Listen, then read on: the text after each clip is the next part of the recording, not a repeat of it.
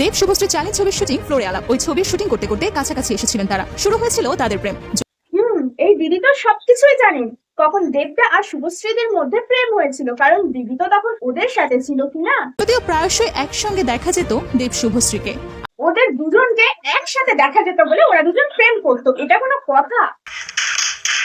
Hey WhatsApp friends, welcome to my channel, welcome to another video. তো friends, এতক্ষণে নিশ্চয়ই বুঝেই গেছো আজ কি ব্যাপারে কথা হবে।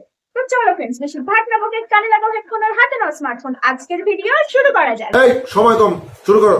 16 বছর আগের ভালোবাসার মানুষটিকে আজও ভুলতে পারেনি দেব। হ্যাঁ দিদি, তুমি তো দেবদার মনের মধ্যে ঢুকে রেখেছো।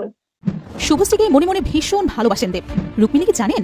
শয়নে স্বপনে এখনো শুভই তার প্রাণী। এদিকে রুক্মিণী এমন করেন যেন তাকে ছাড়া দেব চোখে অন্ধকার দেখে। এরা দেবদা আর রুক্মিণীদের সম্পর্কটা শেষ করার জন্য একেবারে উঠে পড়ে লেগেছে। ঠিক বলেছো। ওকে পাথর চাপা কষ্ট নিয়ে সিনেমা হলে যাবেন রুক্মিণীও। রুক্মিণী এই দিদিটাকে মনে হয় কানে কানে গিয়ে বলে এসছে যে বুকে পাথর চাপা দিয়ে ধূমকেতু দেখতে যাবে। কিন্তু রুক্মিণী কি জানেন দেব এখনো শুভকেই ভালোবাসেন? না দিদি, রুক্মিণী জানেই না। জানবে কিভাবে? রুক্মিণী এই যে তুমি জানিয়ে দিচ্ছ, এইবার রুক্মিণী সব জেনে যাবে। এইদিকে আরো একজন কমেন্ট করেছেন, শুভশ্রীর সাথে দেবের ঝামেলা হয় 2015 সালে। তখন রুক্মিণীকে দেব চিনতই না। আরে ওটা রুক্মিণী হবে না, রুক্মিণী হবে। তো চলো দেখা যাক তারপর কি হয়েছে। তখন রুক্মিণীকে দেব চিনতই না। উল্টো পাল্টা নিউজ করবেন না। শুভশ্রী 2017 সালে রাজ চক্রবর্তীর জন্য আত্মহত্যা করতে চেয়েছিল। সেই সময় মিলি আর রাজ চক্রবর্তীর প্রেমের কথা প্রচুর ভাইরাল হয়। এরপর রাজ চক্রবর্তী আর শুভশ্রীর বিয়েও হয়। এখানে শুভশ্রী দেবের সাথে প্রতারণা করে। আমি ভাবছি দেবদার শুভশ্রীদের রুক্মিণী এরা কি আদৌ জানে যে এদের লাইফে এত কিছু হয়ে গেছে? এখন চারিদিকে বিশাল ভাইরাল হচ্ছে দেবদার এমনি রহস্য। তো চলো দেখা যাক দেবদা এমনি ক্যাপশনটা কেন দেয়। আমার সাথে ফ্রেন্ডশিপ করবে? কেন? এমনি।